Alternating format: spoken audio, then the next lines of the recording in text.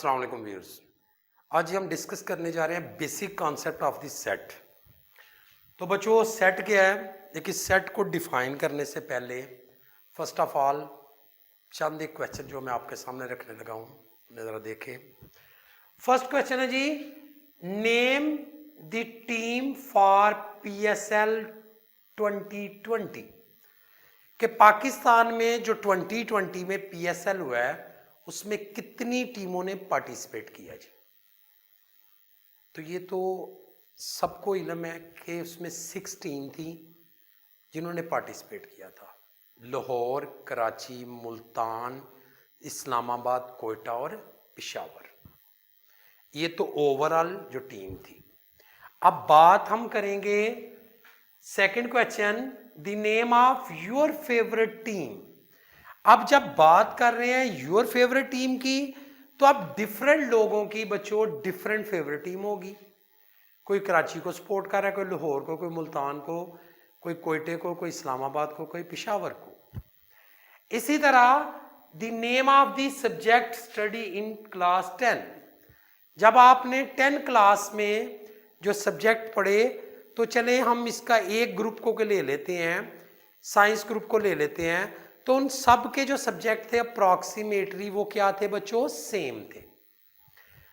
अब जब हम बात करेंगे टफेस्ट सब्जेक्ट यू फाउंड कि आपका टफेस्ट सब्जेक्ट कौन सा था, तो कोई बोलेगा केमिस्ट्री है, कोई बोलेगा फिजिक्स है, कोई बोलेगा बायो है, कोई बोलेगा मैथमेटिक्स है, कोई कहेगा इंग्लिश है। तो ये डिफरेंट होगा। इसका मीनिंग क्या हुआ? फिर क्या इसमें हम एक्सप्लेन करना चाह रहे हैं? देखें जो फर्स्ट एंड थर्ड है इसमें गौर करें तो ये क्या जी? सेम है। सेम से मुराद कि जो टीम थी ये तो सभी लोगों के लिए एक जैसी थी और ये जो सब्जेक्ट है ये भी सभी स्टूडेंट के लिए सेम है। तो ये दो चीजें तो आपकी होगी बच्चों सेम। लेकिन जब आप बात करेंगे फेवरेट टीम की या टफेस्ट सब्जेक्ट की, यहां आके डिफरेंट हो जाएगा।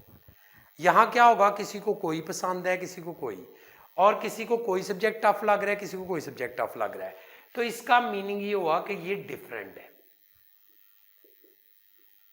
इसका मतलब अब सेट क्या है? फिर सेट होता है जी वेल डिफाइंड, जिसमें सभी की सभी चीजें आ जाए, सेम जो चीजें आए उसको हम कहते हैं कि वो क्या है? सेट है। इसका मीनिंग ये हुआ कि फर्स्ट और थर्ड जो है ये आपका सेट है जी, और सेकंड और जो 4 है ये क्या है? आपकी कलेक्शन है। तो कलेक्शन कहां से होती है? जो सेट के अंदर से आपने कोई चीज लेनी है, जिसको आप कह सकते हैं कलेक्शन इज द सब, जो होगा वो सेट का ही पार्ट होगा। ठीक है जी। अब फर्स्ट ऑफ ऑल हम देखते हैं इसकी डेफिनेशन और फिर फर्दर डिटेल में जाते हैं।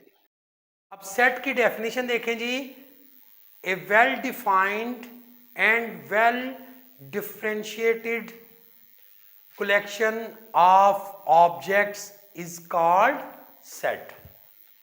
अब इन जनरल जो हम सेट को डिनोट करेंगे बच्चों वो कैपिटल लेटर होंगे, ABCD, इनसे हम डिनोट करेंगे।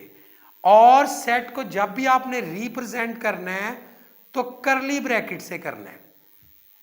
हमेशा याद रखना कि सेट को जब आपने डिनोट करना है कैपिटल लेटर से, और यहां हमेशा करली ब्रैकेट्स आएगी, और इसके जो एलिमेंट होंगे वो ऑलवेज स्मॉल लेटर, कोई भी हो सकते हैं ABC, इस तरह इनको स्मॉल लेटर्स में लिखना है इसके एलिमेंट्स को। तो फर्स्ट ऑफ ऑल इसकी डेफिनेशन, और इसको आपने रिप्रेजेंट करना है ABC यानी कैपिटल लेटर से, और इसमें हमेशा आपने करली ब्रैकेट्स यूज करनी है, और जो एलिमेंट होंगे बच्चों एलिमेंट को आपने डिनोट करना है स्मॉल लेटर से जी। ठीक है जी। अब बच्चों सम नाउन जो हैं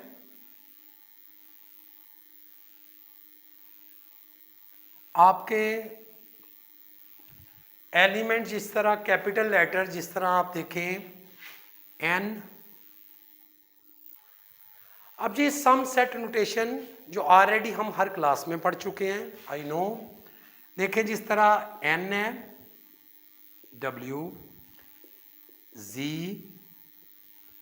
Q R C।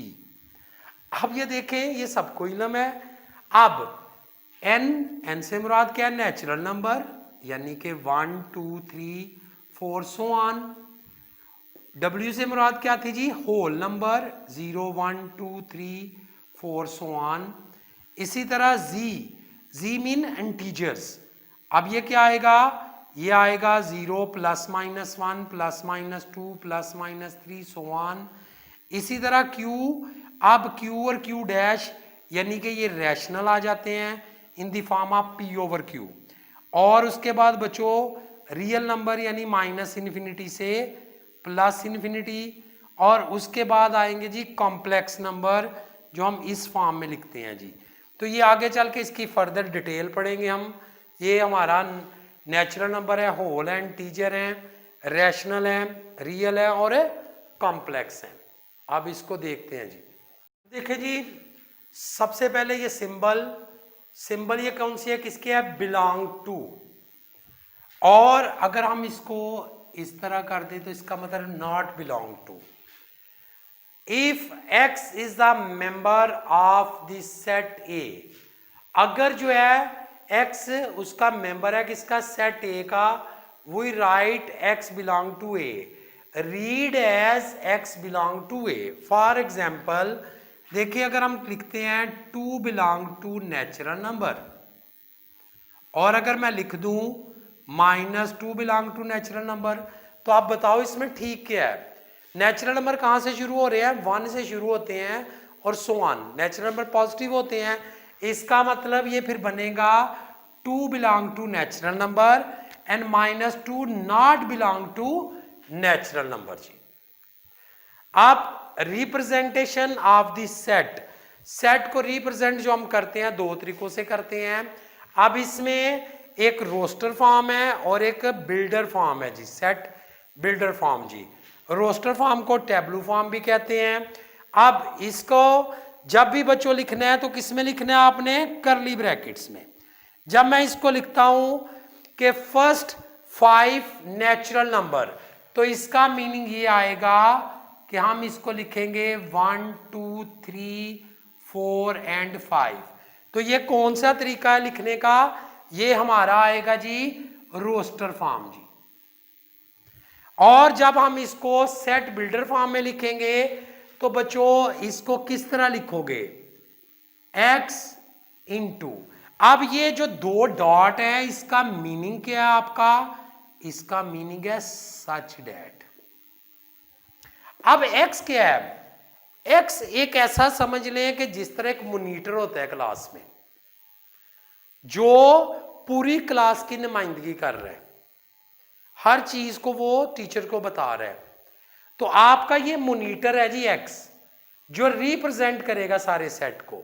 तो जब आप लिखोगे x such that x less than 5, और यहां पे लिखोगे x belong to natural number. अब ये देखें, यहां अगर आप नेचुरल नंबर नहीं लिखोगे तो बेटा ये आपका क्वेश्चन मुकम्मल नहीं होगा, ये पूरे मीनिंग नहीं देगा। अब हमें ये नहीं पता, जब ये नेचुरल नंबर लिखोगे तो इससे लेस फिर नेगेटिव वैल्यू भी आ सकती है। तो जब तक आपने बच्चों इसको पूरा नहीं लिखना, ये प्रॉपर मीनिंग नहीं देगा। तो ये फिर किस तरह पढ़ेंगे? x such that x less है 5 से, लेस देन इक्वल टू 5, और x belong to natural number जी। अब इसकी एक दो और एग्जांपल देखते हैं। अब देखें जी, इसमें ये 2 की पॉइंट है जो बच्चों आपने याद रखने हैं। Order of the element does not matter, meaning आपने पहले सेट लिखा था 1 2 3 4 5, अगर आप इसको इस तरह भी लिख लें 1 3 2 4 5, तो डज नॉट मैटर, इससे कोई फर्क नहीं पड़ेगा। यानी कि देखें 1 2 3 4 5 1 3 2 4 5, इससे डज नॉट मैटर, इससे कोई फर्क नहीं पड़ेगा सेट में।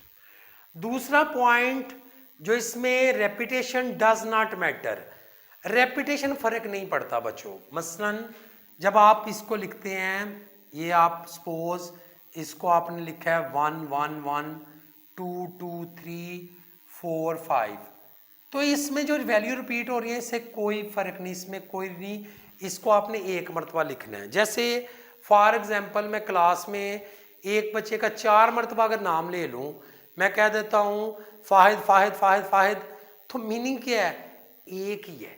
तो जब आप इसमें रेपिटेशन होगी तो आप इसका मीनिंग भी सेम टू सेम है।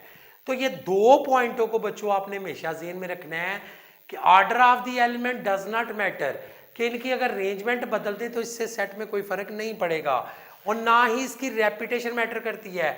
आपने एक चीज को रिपीट नहीं करना बल्कि एक मर्तबा ही एक को लिखना है आपने, इसीलिए तो इसको वेल डिफाइन कहा जाएगा। अब देखें ये 2 example, convert the following set into set builder form जी। अब आपके पास है जी 2 4 16 32, तो सबसे पहले बच्चों इससे गौर करो, आप क्या लिखोगे? X such that. इसका मोनीटर क्या है जी? पहले तो मोनीटर को तलाश करो। अब इसमें गौर करो तो ये क्या है? 2 4 8 16 32, तो वैल्यू डबल हो रही है। इसका मीनिंग ये क्या आएगा? x इज इक्वल टू 2 की पावर n। कैसे भाई? अब देखो, आप जब n की जगह 1 रखोगे तो ये 2 हो जाएगा, 2 रखोगे तो 4 हो जाएगा, 3 रखोगे तो 16, और 8 और 4 रखोगे 16, और 5 रखोगे तो 32 बन जाएगा। इसका meaning x is equal to 2n, n belong to natural number, और जो n है वो क्या होगा? वो लेस देन इक्वल टू 5 होगा जी, n नेचुरल नंबर। अब इसमें जरा बेटा गौर करो, इसमें जब तक ये पूरी स्टेटमेंट नहीं लिखते, ये बहुत जरूरी है। अब ये क्या रिप्रेजेंट कर रहा है? n हमें पता है कि नेचुरल नंबर को बिलोंग करता है, और कहां से? 1 से लेके 5 तक। यानी आप इसमें इसको चेक कर सकते हैं, आप पहले 1 रखें 2 आएगा, 2 रखेंगे तो 4 आएगा, 3 पुट करते हैं तो 8 आएगा, 4 पुट करेंगे 16, और 5 पुट करेंगे तो 32। तो n बिलोंग टू जो है वो लेस देन इक्वल टू 5 होगा। अब देखें जी, इसको किस तरह आप लिखोगे? ये लिखा जाएगा x सच डैट, तो इसका मोनीटर तलाश करना है। ये क्या है जी? स्केयर हो रही है, 1 का स्केयर 1, 2 का स्केयर 3 का स्केयर 4 का स्केयर, यानी कि x स्केयर। इसका मीनिंग ये हुआ कि x बिलोंग टू, अब x किसको बिलोंग कर रहा है? ये नेचुरल नंबर को, और x क्या होगा? लेस देन 10 होगा, लेस देन इक्वल टू 10। यानी कि आप इसमें यहां पे x की जगह अगर 1 पुट करते हैं तो 1, 2 पुट करेंगे तो 4, 3 पुट करेंगे 9, 4 पुट करेंगे 16, कहां तक पुट कर सकते हैं? 10 तक। तो यहां तक बेटा आपको इंट्रोडक्शन था। कल इंशाल्लाह इसके हम टाइप वगैरह पढ़ेंगे और फर्दर डिटेल में जाएंगे। अल्लाह हाफिज़।